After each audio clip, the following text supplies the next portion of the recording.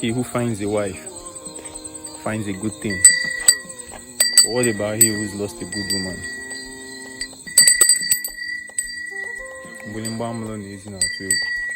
Yo, Egwu Uya is ready.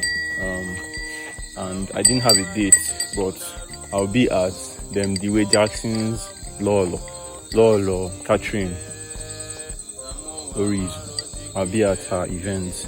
Dewey Jackson invited me, so I just thought I'll use that date as well to release Egwu Uya.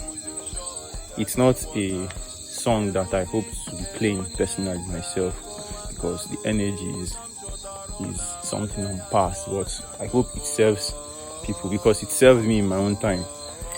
Really, literally made me cry in my own time, right? But I'm past that, you know what I'm saying?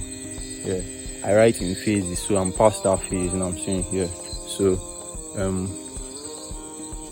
anticipate Egwu Uya. 24th should be out everywhere. Get your music and anticipate the rest of the EP. I wanted to make it an EP, but I'll just release it, and when the rest are ready, I'll drop them as well. But for now, anticipate Egwu Uya. Peace out.